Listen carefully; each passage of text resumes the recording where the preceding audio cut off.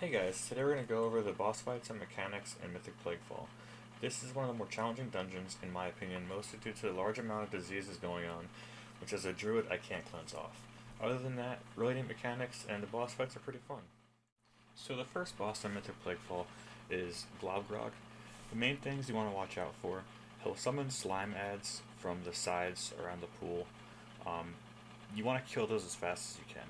If they get to him, they'll heal him for about 300% based off the health they have left. So they don't have a whole lot of health. You can kill them pretty quickly.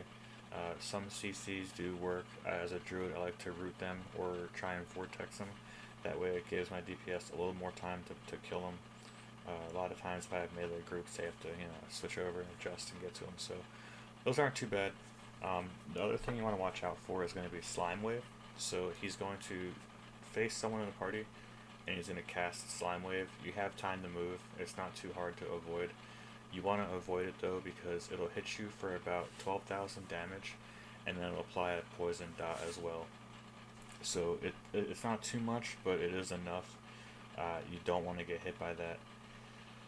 My my opinion, I would definitely fight him in the center of the room. It gives you a little more time to kill the slime ads. You could also adjust where the boss is at as well to move him to a certain side if you have certain ads coming from the opposite side.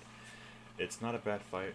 It's your typical first boss fight, simple mechanics, kill ads, avoid damage. It's pretty fun. I enjoyed it. I also got a pretty nice item off of it. So the second boss is Dr. Ickis. There's two key things you want to watch during this fight. One of them is going to be the ads that he summons from these cauldrons. So when he pulls those ads out, they're going to start a cast. It's going to be an eruption type cast. You want to stop them by killing them as fast as you can. This means save your DPS cooldowns for those ads. If you're a healer with DPS cooldowns, save them for these ads because you will need them, especially this early on in the expansion where you don't really have a whole lot of gear yet. You want to burst those down as fast as you can. You can see here we got pretty close on some of them. They will potentially wipe the group if the cast gets off, so you want to watch that. The second big thing is going to be slime injection. So he will put it on any target in the party randomly, tank, healer, DPS, and you want to watch where you're cleansing it at because it'll leave an ooze on the ground, and that ooze, if you walk over it, it will erupt, and that'll do damage. So avoidable damage, you're always looking to mitigate that. Um, Other little things, he will do that violent explosion. You can avoid it. Just try your best to avoid it because it does do some pretty heavy damage. Other than that, a lot of avoidable damage in here, and then the biggest thing is going to be to focus the ads down. Next up is Dominant Venom Blade. There appears to be a lot going on here, but really it's pretty simple. You need to stay stacked as a group throughout the fight until someone gets targeted with Shadow Ambush. Once that person gets targeted with Shadow Ambush, they need to step out of the group to avoid stunning the party. Domina will stun and deal damage to everyone within 10 yards of that Shadow Ambush target. So it's very important to make sure you're moving out at the right time and then getting back in the group. If you're not stacked within 6 yards, you'll be targeted with Solitary Prey. If you're targeted with Solitary Prey, you'll be wrapped up in a web and incapacitated until the web breaks. The web's not super strong, doesn't have a whole lot of health, but it is an inconvenience and it pulls damage away from the boss. So that's not good. The other part of the fight is throughout the boss fight, little webs will appear on the ground with Brood Assassins in them. The Brood Assassins will throw axes at the party until they're killed. The only way to kill them is to reveal them from their webs by either running through them or running near the webs and throwing like an AoE like Phantom Knives or maybe multi-shot, barrage, volley will break them out. So it's pretty important to do that as well.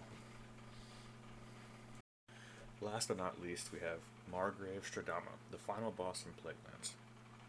I've heard from a handful of friends that this boss is kind of like a raid boss, and I can kind of agree. There's a lot of mechanics going on, more so than typical dungeon bosses, but it's really simple, honestly. You kill ads, you dodge bad stuff. There's just a little more ads this time and a lot more bad stuff. There's more or less a continuous dot that comes down. There's no way of avoiding it. It comes down periodically, and that's the acidic rain type deal. You just gotta heal through it, so as a resto druid, it's not that hard. I could definitely see Disciplined Priests having a little more problem with it, maybe Holy Paladins as well, but it's not too bad. One of the main things you want to watch out for is going to be the Malignant Spawn.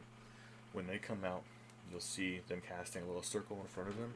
Your tank's going to want to soak that as soon as you can, otherwise he will do about 20k damage to the entire party, and oftentimes that'll cause a wipe.